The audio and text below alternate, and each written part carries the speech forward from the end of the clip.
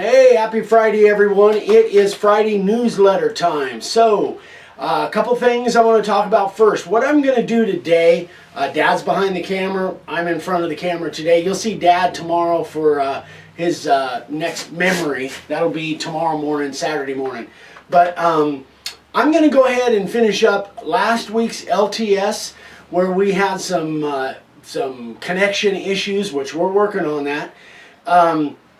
I'm going to finish up the sign that I started for Dad and I. You guys like it when I'm running the router and carving stuff, and I needed to finish this sign up because Vicky's requesting that. So I want to go ahead and finish it up on camera today. But before I do that, let you guys know I got my 10 signed Gary V books. So you guys know that anybody that's been watching for a while, he autographed these books, and I got 10 of them. So what I'm going to do is, and somebody, I've gotten questions before, what are you going to do with them? You're going to give them to us or whatever. So what I'm going to do is, for now, I'm going to give them away to every one of our seminars in October, which we're planning 4 of them, 1 per week in October, our Las Vegas seminars.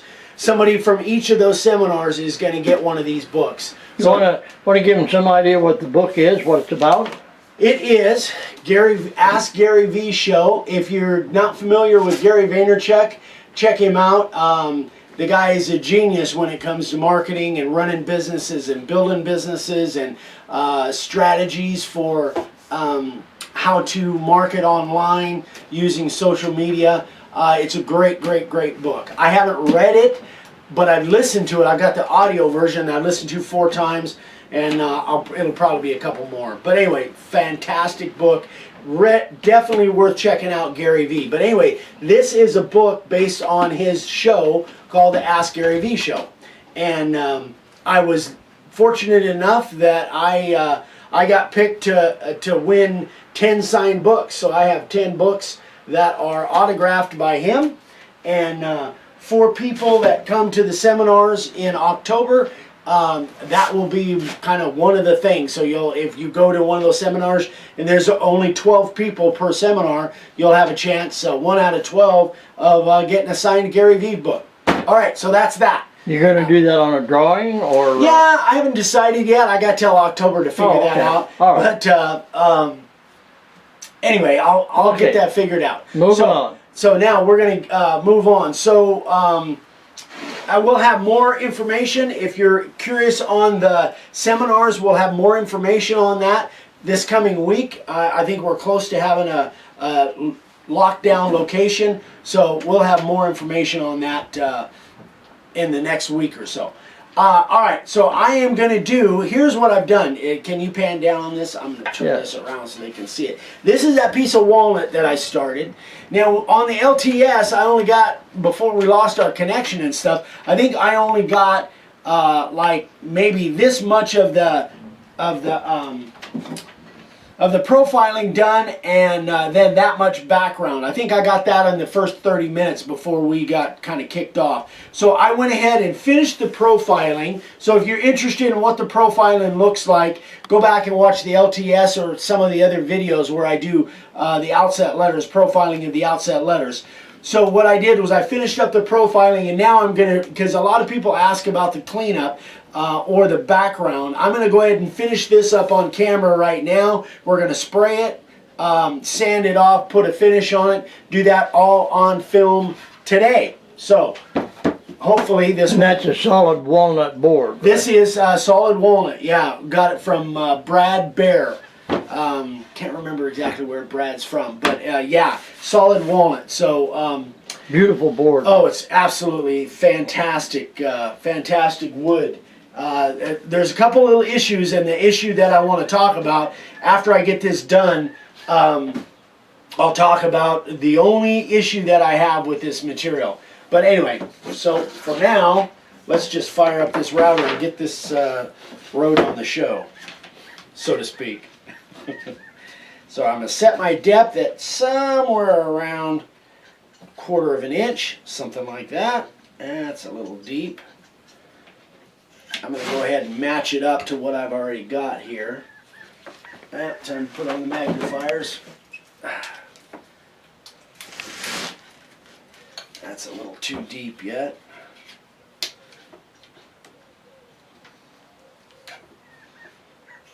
That feels about right. Yeah, that's the right depth. Okay, so now let's see if we can make this work. I'm not sure which way. One way this, I can't remember. One way this router, it kicks the sawdust right in my face. The other way, it kicks it the other way. So I might have to swap it around. And let me know if I need to move that cord, Dad.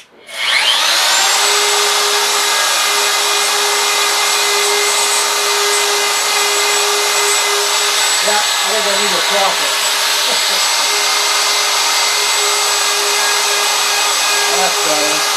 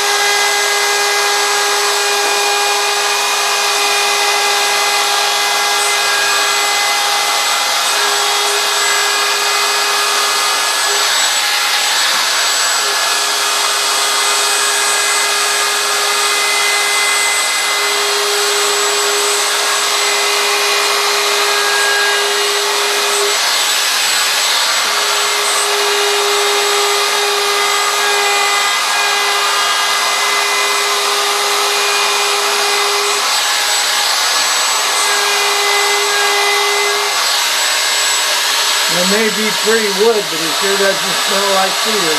No, it definitely has a smell of its own.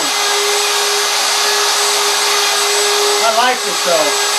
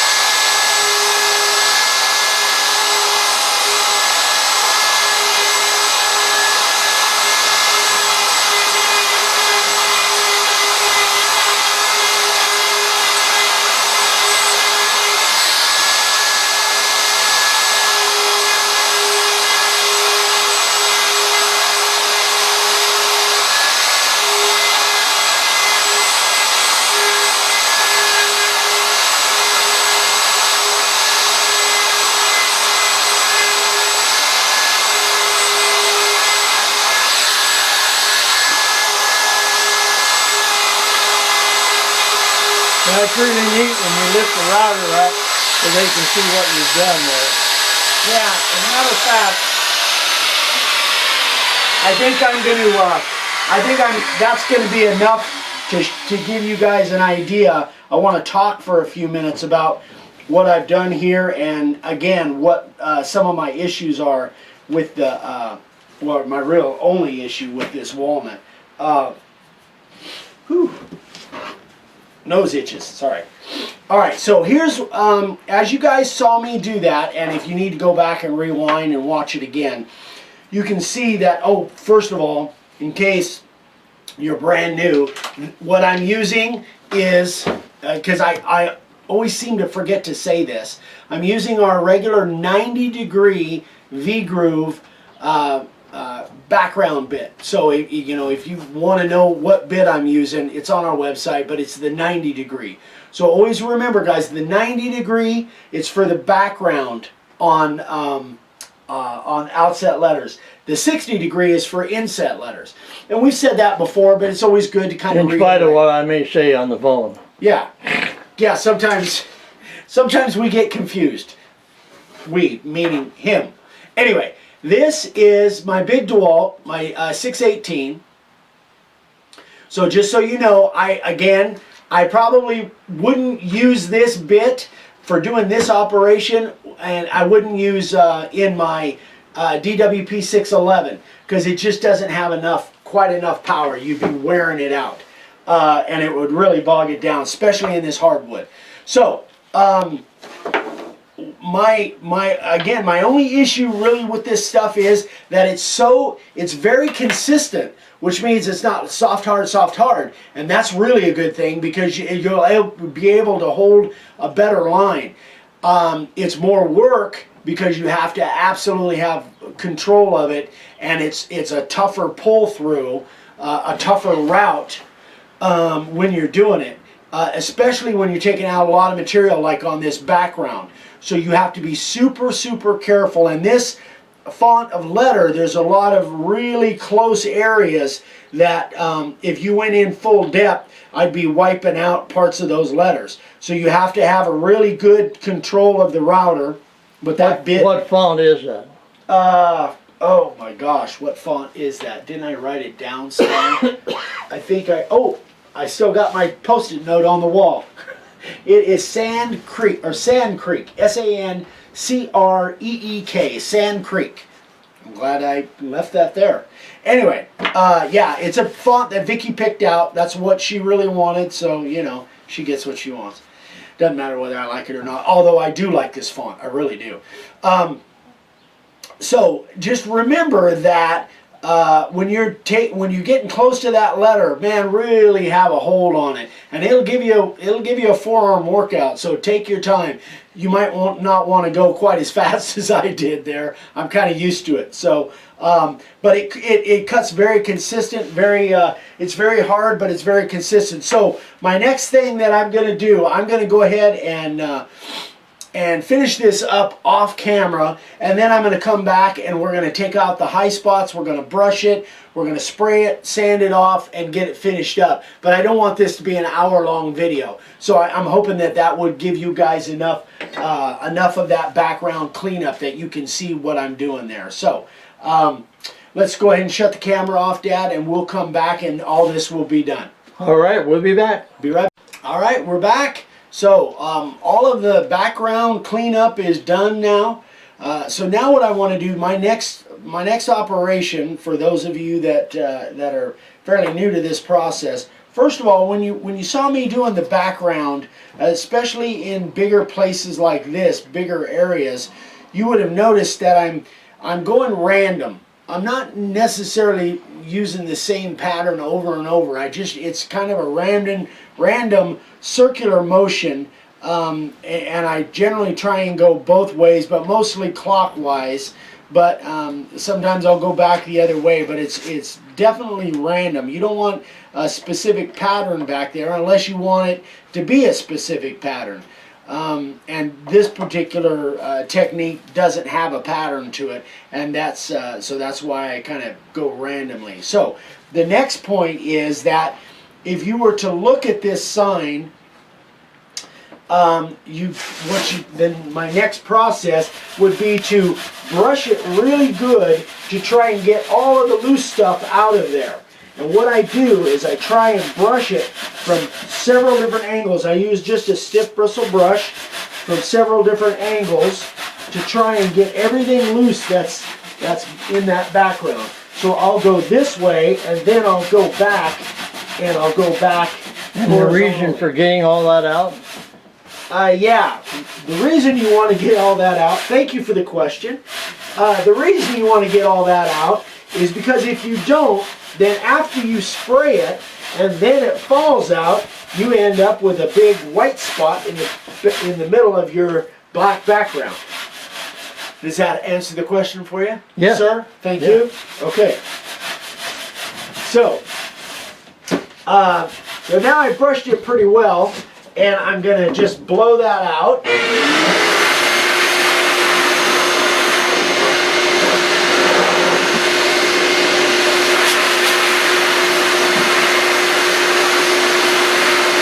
need a longer hose on my blower.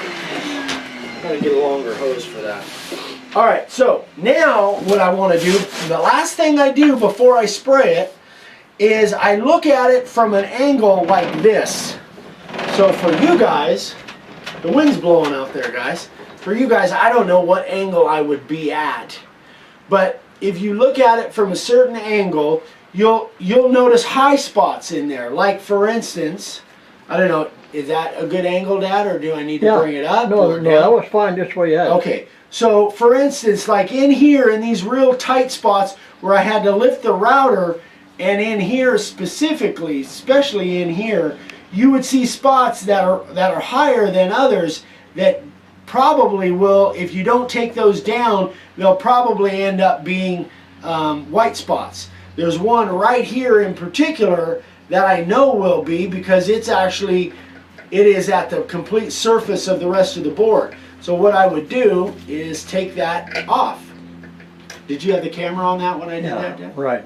With the little hand carving tool. Yes, this is just a little hand carving tool that we've been using for years and years and years. You can use just about anything that will have a sharp point to it that will be able to take those high parts down. Including a pocket knife. Pocket knife, yeah. But one thing that you do want to make sure is that you don't chip off anything that you don't want to chip off. Because I've done that before. Yeah, I bought that set of carving tools, the one of which he's using. I bought that set probably 40 years ago. Long time and ago. Yeah. We've been using it all these years. So in here is a really tight spot. I know that would come up as a white spot.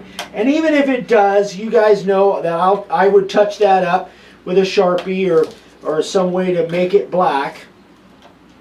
But I'd rather avoid having to do that. So I just take the few extra minutes that it takes and take some of these high spots. Now, sometimes because of the font that you're using or the size of letters, you won't have very many high spots.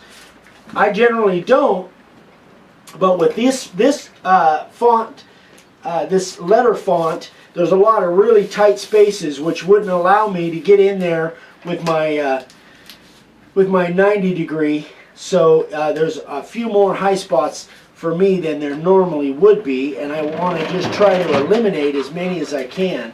I probably won't get them all because there's a bunch, but I'm going to try to eliminate them. So what I do is I run my hand over that. I generally don't have a glove on, but I'm getting ready to spray. I run my hand over that. Now with this one, I don't need to run my hand over it because I can see those high spots. I'm just going to try and take them down a little bit, just so when I do my sanding, they don't come out as white spots where I have to get in there with my Sharpie. There's one right there. And there's one. This walnut is really hard as compared to the cedar or the pine that I use normally. There's definitely some high spots there. So you'll find your own kind of your own process as far as trying to get down that that background motion when you're using that 90 degree bit. If you tried to do this with a 60 degree bit, by the way, you'd have a whole lot more high spots. And you'd have a different texture in the background. Not that it's bad, it's just not what I like. Alright, that's not too bad. I think I've done pretty well there. I got most of them. So now I'm actually just going to blow that and brush it off one more time.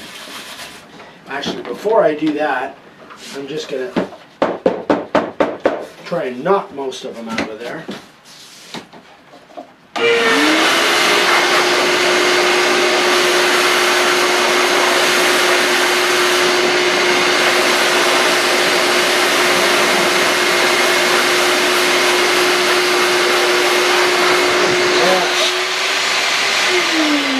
Okay, let's spray it.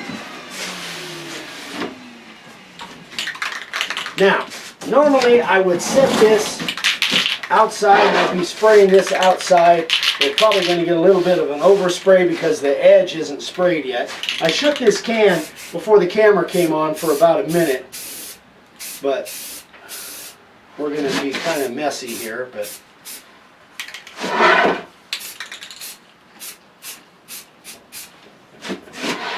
and that's why you're wearing the vinyl glove. That's why I'm wearing the gloves. Because I don't mind being messy on the bench, but I'm not that crazy about getting black all over my hands.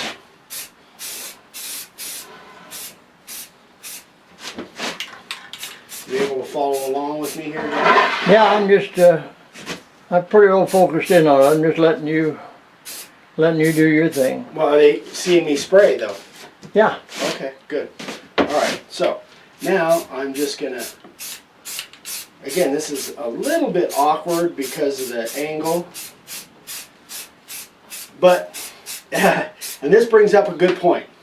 I was talking to a gentleman yesterday, and he was really having a tough time with some of his letters and the sharpness of his letters, and I went through kind of the process of what might be happening. And as it turns out, we determined that he was spraying this way too heavy. So, and that's a very, very, very common problem. That people spray because they think that everything down in there has to be completely jet black. And it's just not true. And that used to be me, the reason I know it so much. That just means. And what changed your mind? Some advice from another guy. But yes, Dad had been on me for, let's say, a time or two, maybe decades, about not spraying too heavy. And with the ink and with redwood and the cedar, it's not that big of an issue. But when you're spraying using pine or even some other woods, it definitely can become an issue. So the thing and what I told him yesterday when I was talking to him on the phone is, and you guys probably won't remember this, but back in the old days, back in the early 70s, even prior to that, what they call back in the day. Back in the day, before spray cans were around, you know how they got that dark background back there? They did it with a torch. That's the way it was done. Well, when spray cans came around, that allowed people to actually spray it back in there rather than torch it. But if you try to emulate this with a torch, you will have a lot of places that aren't completely jet black. So when we're spraying that black in there, we're trying to kind of emulate, going way back, trying to emulate the whole torch burnt look. And burnt look, by its nature, isn't completely black all the way through. It has places that's darker than others. So if you keep that in mind as you're spraying this, as you're spraying these signs, that might alleviate the problem a little bit of you spraying too heavy. So just thought I'd throw that out. Did I make sense as I'm saying that? Yeah, just be sure the ink or the primer doesn't puddle. Yeah. If it does, it's going to mess up your sign. It's going to mess up your sanding belt. Yeah. And And what this gentleman that I was talking to yesterday was happening is he said the lines didn't look as sharp after he sanded it off. It didn't look as sharp as before he started spraying it. So we went through the process, and basically as it turned down, he says, well, how long should one of these cans last you? How many signs? I said, I don't know, 20, 30. And he goes, I think I'm spraying too heavy because it lasts me about 3. And it's like, yeah, you're definitely spraying too heavy. So if one of these cans or the ink can, if you're running through one of those like every 3 or 4 or 5 signs, you are spraying too heavy. Unless you're making big, huge commercial signs, but signs that are just regular size, like this is actually a bigger sign than my normal. But yeah, a can should last you 15, 20, 30 signs maybe. I mean, a long time. So, yeah, don't spray too heavy. So we're going to let this dry. We're going to come back, sand it off, put a finish on it, see how it comes out. So we'll be right back. All right, guys, here we go. So we're going to sand this thing off. I've got my sanding board set up, which just talking to Dad, I think it's about time to make a new sanding board. But anyway, so I'm going to sand it off. I sand the back first. I'm using my 40 grit on my 3x18 skill sander. And I'm going to go ahead and sand cross grain like I normally do, and then I'll flop it over, and you can see what I do here. I'll stop talking and start sanding.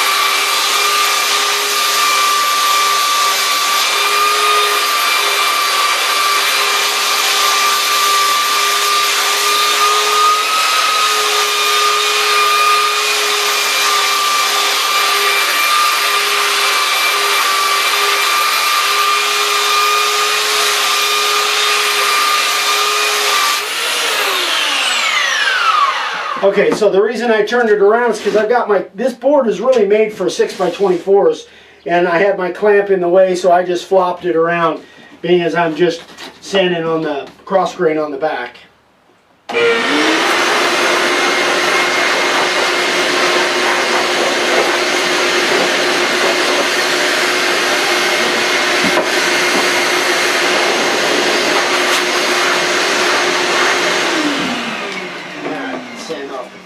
Now with sanding the front, I won't have to flop it around because I'm sanding with the grain.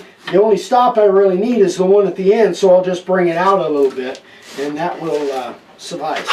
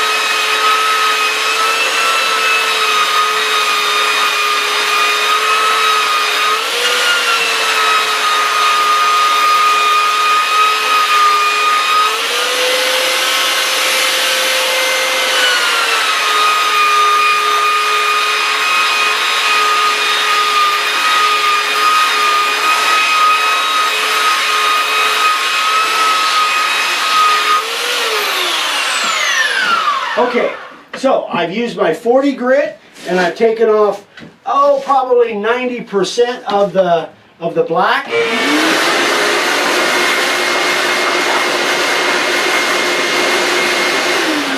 Now I'm going to go back with my little sander, my little armadillo, and it's got an 80 grit on it, and I'm going to go ahead and take the rest of that black off with the 80 grit.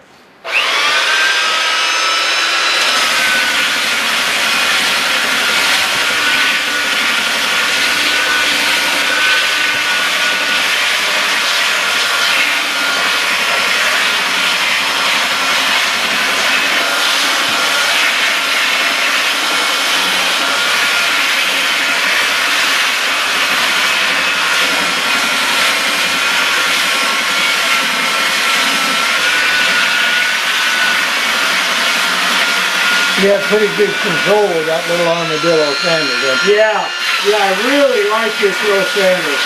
I like the other one, I like the skill too, but the more I use this little one,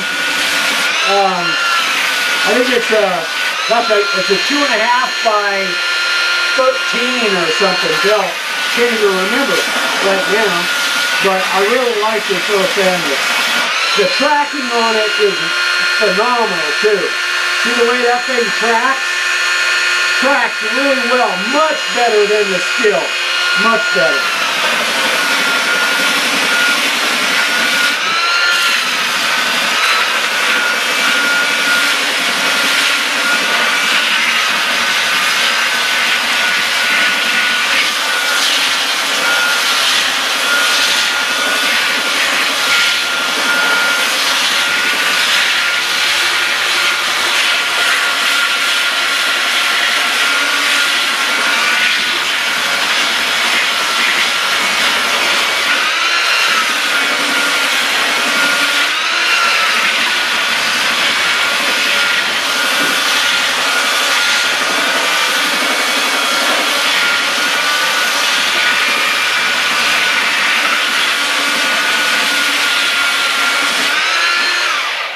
Alright, so that is that.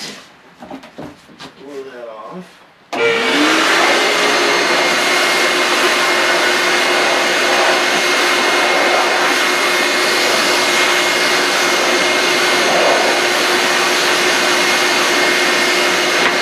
Now what I'm going to do, and you guys don't normally see me do this, but what I'm going to do is I'm actually going to put a finish, even more of a finish sand on it, which is, I use this little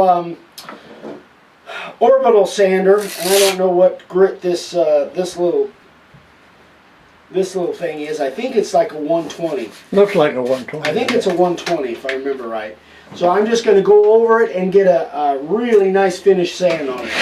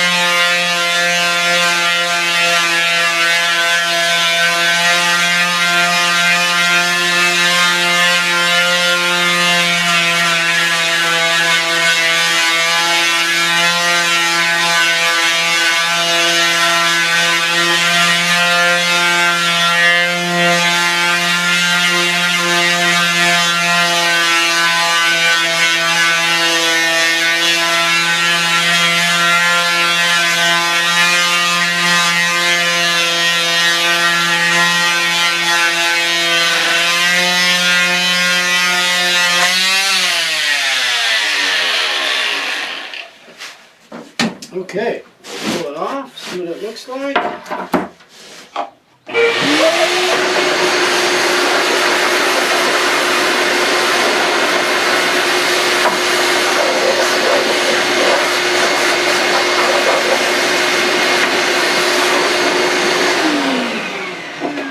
So now we're going to shut the camera off, come back for the last scene, and I'm going to throw a finish on it because I'm really excited to see what this looks like with a finish on it. So we will be right back.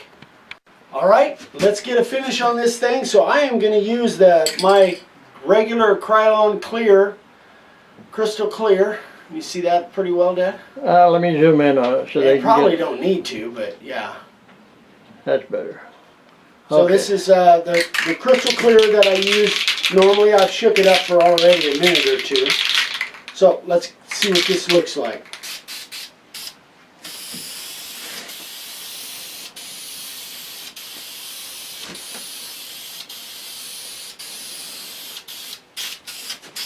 Man, that makes a great come out. Yeah, it sure. That green shoot jumps out when you get that finish on it. So what I do is I normally, again guys, I go around the edge, make sure that I get my edge. And this is a little bit awkward doing this on camera. Then I go back and I try and cover all the everything inside of that. So there she be. I'm probably going to put, I don't know, 10, 15 Just coats hold on it that. right there while I zoom in on it.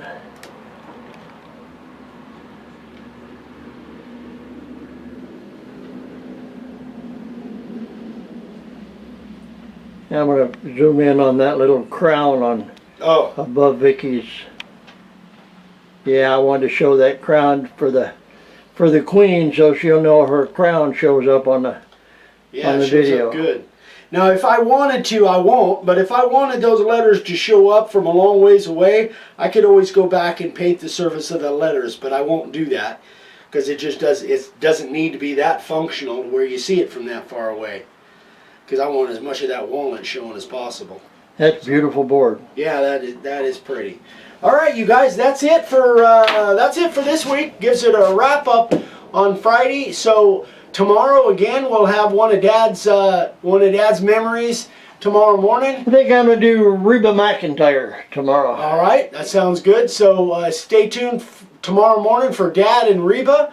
And thanks again, guys. If you have any questions that what I did that maybe I didn't cover, my email will be right here. You can email us or call us, whatever. Any way we can help you, just let us know.